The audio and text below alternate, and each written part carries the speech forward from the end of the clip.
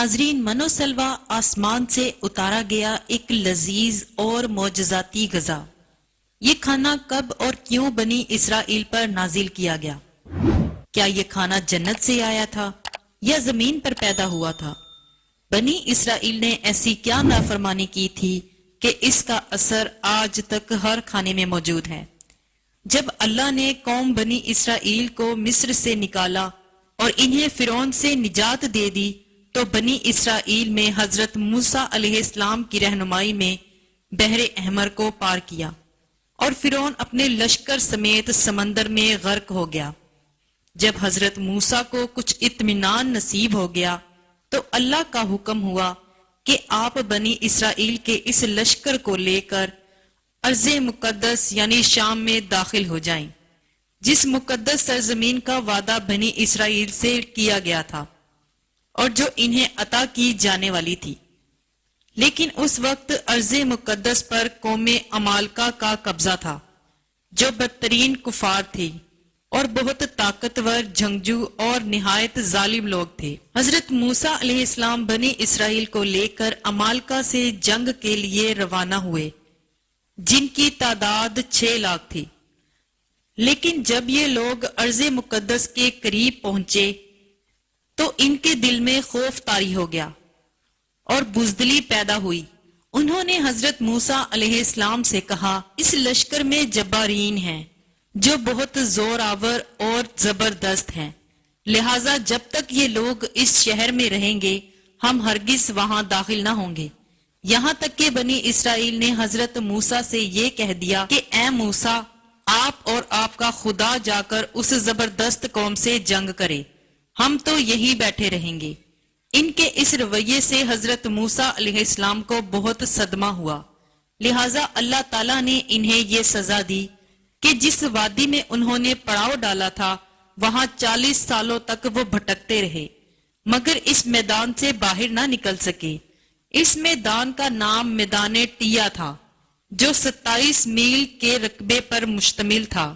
روایت ہے کہ بنی اسرائیل کے لوگ سامان اٹھا کر سارا دن چلنے کے بعد رات ایک جگہ پر پہنچتے اور جب صبح ہوتی تو وہی موجود ہوتے جہاں سے وہ چلے تھے، لہٰذا اب بنی اسرائیل اس میدان میں پھنس چکے تھے۔ ایک ہفتے میں ان کا سارا سامان ختم ہو گیا تو ساری کی ساری قوم توبہ استغفار کرنے لگی اور معافی مانگنے لگی۔ میدان ٹیا میں ہونے والے اس سخت امتحان اور مشکلات کو دیکھ کر حضرت موسیٰ علیہ السلام کو اپنی قوم پر رحم آیا۔ آپ نے اللہ کی بارگاہ میں دعا کی، لہٰذا اللہ نے بنی اسرائیل کے لیے اس میدان میں بے شمار نعمتیں نازل فرمائیں۔ جب بنی اسرائیل کو پیاس کی شدت محسوس ہوئی تو حضرت موسیٰ نے اللہ کے حکم سے اپنا عصا مبارک ایک چٹان پر مارا تو اس چٹان سے بنی اسرائیل کے 12 قبیلے کے لیے 12 چشمے جاری کر دیے گئے، کیونکہ یہ وادی وسیع میدان پر پھیلا تھا اور سر چھپانے کے لیے کوئی جگہ بھی نہ تھی، اور دن کے وقت سورج کی دھوپ اور تپش سے بنی اسرائیل بدحال ہو جاتے تھے، لہٰذا دھوپ سے بچاؤ کے لیے ایک بہت بڑا سفید بادل سارا دن بنی اسرائیل کے لوگوں کے لیے سایہ کرتا تھا۔ اس کے علاوہ رات میں میدان کے بیچوں بیچ ایک چمکدار ستون اترتا تھا جس کی روشنی میں وہ لوگ کام کاج کرتے تھے۔ اس کے علاوہ بھی اللہ تعالیٰ نے ان پر بہت سی عنایتیں کی تھی۔ انہی نعمتوں میں سے ایک نعمت منو سلوا تھا۔ دراصل اللہ تعالیٰ نے ان لوگوں کے کھانے کے لیے آسمان سے 2 قسم کی غذا اتاری تھی، ایک کا نام من اور دوسرے کا نام سلوا تھا۔ من شہد جیسی میٹھی غذا تھی۔ انجیل کی کتاب خروج میں لکھا ہے کہ جب وہ شبنم سوکھ گئی تو انہوں نے دیکھا کہ میدان میں چھوٹی چھوٹی گول چیز پڑی ہے، جیسا کہ پالے کے دانے ہوتی ہیں۔ بنی اسرائیل اسے دیکھ کر کہنے لگے، من یعنی یہ کیا ہے؟ تب موسیٰ علیہ السلام نے ان سے کہا کہ یہ وہی غذا ہے جو خداوند خدا نے تمہیں کھانے کو دی ہے، اور اس نے تجھ کو پہلے آزمائش میں ڈالا اور تجھے بھوکا رکھا، پھر وہ من जिसे तू और तेरे बाप दादा भी न जानते थे तुझे खिलाया, ताकि तुझको सिखाए कि इंसान सिर्फ रोटी पर ही जिंदा नहीं रहता। मन दरअसल एक शबनमी गोंद था जिसका जायका शहद जैसा था। ये गोंद वहां के पेड़ पौधों के पत्तों पर जमा हो जाता। बनी इसराइल इसे रोज सुबह सवेरे जमा करके खा लेते, जो हर शख्स के लिए तकरीबन 4 किलो उतरती थी। जो शख्स उस वक्त सोया रहता था वो उस दिन की खुराक से महरूम रहता था।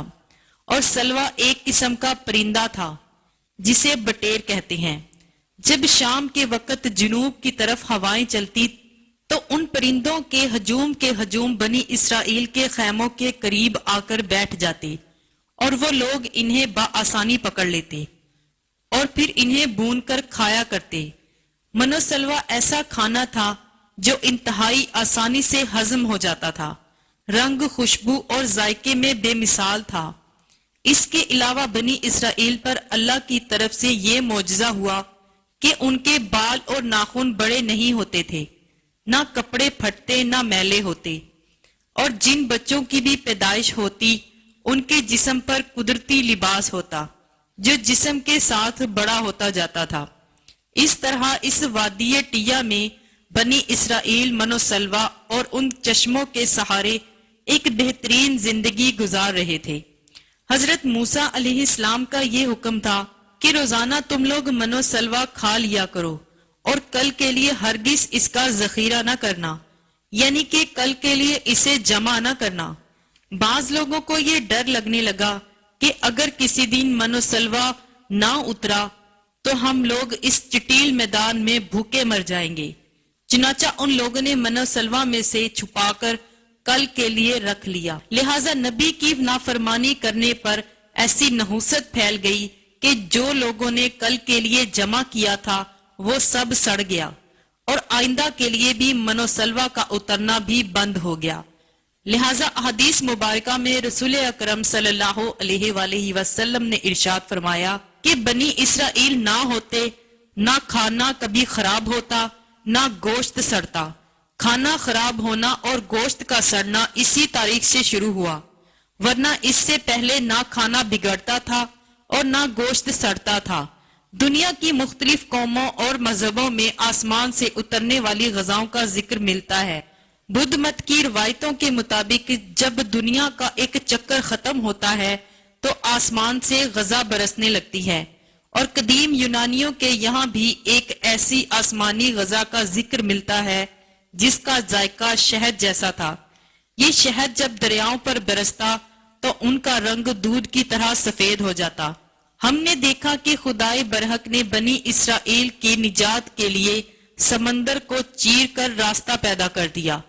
वादिये टिया में उनके लिए बादल का साया किया और उनके पीने की खातिर चटेल मैदान में चश्मे जारी किए और खाने के लिए आसमान से मनोसलवा नाजिल किया।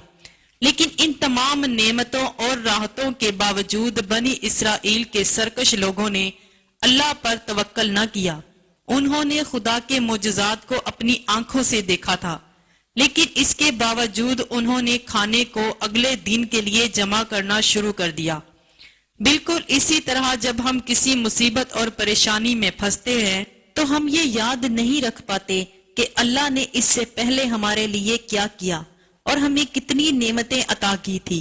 हम सिर्फ ये देखते हैं कि इस वक्त हम इतनी बड़ी मुसीबत में हैं, मुश्किलात कितनी भी बड़ी क्यों ना हो।